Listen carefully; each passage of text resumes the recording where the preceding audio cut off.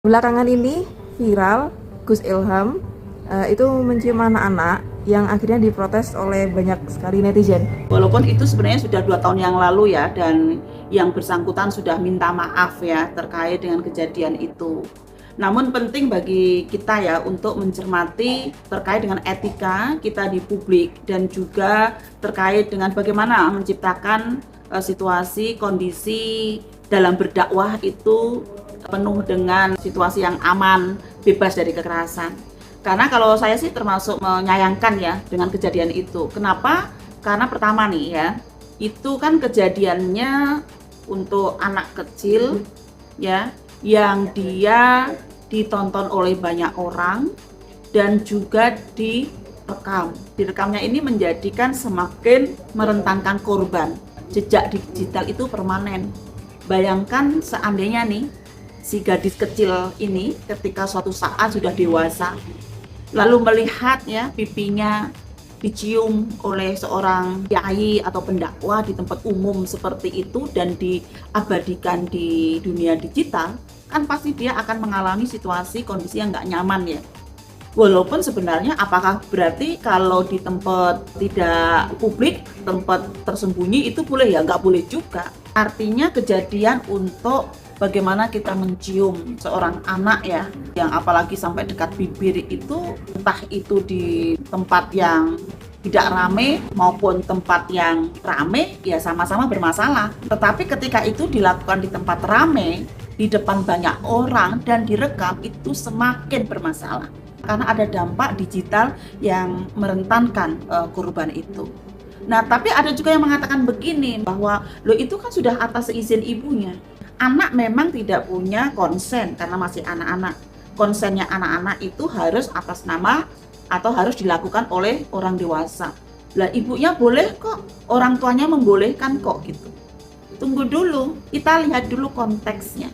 Namanya kiai dengan jamaah, pasti jamaah itu dia mempunyai situasi yang lebih rentan daripada pendakwahnya. Pendakwah kiai itu lebih punya kekuasaan. Jadi ada relasi kuasa di sana. Atau mungkin karena masih ada pemikiran ya, wah kalau disayang-sayang sama Gus, sama keluarga kiai ya, itu mungkin malah justru mendapatkan berkah misalnya. Bisa jadi gitu, punya pemikiran kayak gitu.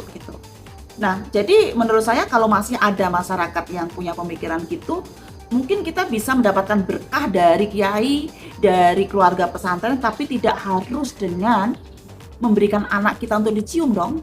Ada cara lain kok untuk kita bisa mendapatkan berkah dari orang-orang yang kita kagumi. Jangan kemudian menjadikan ya anak itu sebagai bahan untuk keberkahan itu. Ya memang kita tidak bisa menyalahkan orang tua juga ya dalam persoalan ini, karena kadang-kadang ya nggak paham ya terhadap dampak-dampak psikologis yang kemungkinan akan dialami oleh si anak itu gitu. Nah, yang ketiga adalah ketauladanan sih menurut saya. Bagaimana seorang pendakwah itu menjadi suri tauladan, menjadi figur yang harusnya justru melindungi pihak-pihak yang ada dalam tanggung jawabnya, yang ada di dalam lingkungan karena dia termasuk orang yang menjadi idola itu. Catatan Komnas Perempuan ada sekitar 9% ya pelaku kekerasan yang dialami oleh perempuan itu adalah mereka orang-orang yang seharusnya dihormati dan melindungi. Siapa? Misalnya ada dosen, guru, tokoh agama, pejabat publik, ya TNI, Polri, ASN, tenaga medis, ya penegak hukum, aparat penegak hukum gitu.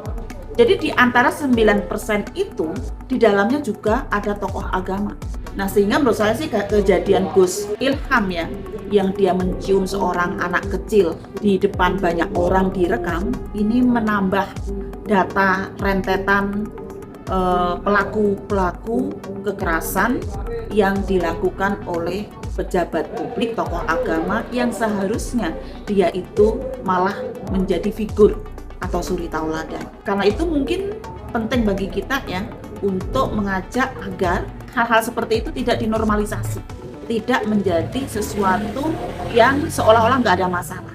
Tapi penting juga teman-teman semuanya, jangan kemudian kita menggeneralisir ya seolah-olah semua pesantren begitu. semua situasi dakwah begitu. Saya pikir ini juga nggak fair. Karena banyak kok situasi kondisi dakwah yang kondusif, tidak ada pelecehan seksual, ataupun pesantren-pesantren yang juga sudah mempunyai SOP pencegahan penanganan kekerasan seksual.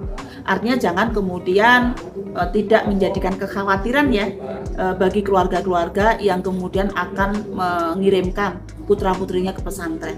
Masih banyak pesantren-pesantren yang juga sudah peduli terhadap upaya-upaya pencegahan dan penanganan kekerasan seksual itu. Jadi poinnya, pertama saya sangat menyayangkan kejadian itu terjadi yang dilakukan oleh tokoh agama yang seharusnya menjadi suri tauladan. Yang kedua, dengan adanya rekaman yang viral itu memicu potensi adanya trauma bagi si anak, apalagi ketika itu jejak digital itu permanen, bisa jadi itu nanti ketika anak ini sudah besar maka dia akan mengalami trauma karena persoalan itu. Yang ketiga, masalah konsen, persetujuan anak itu jelas tidak bisa digunakan. Walaupun orang tua kemungkinan di situ setuju, tapi karena ada relasi kuasa, penting juga untuk kita cermati bersama bahwa jangan sampai ya kita orang tua juga menormalisasi, apalagi itu dianggap sebagai salah satu kebanggaan ataupun untuk mendapatkan keberkahan.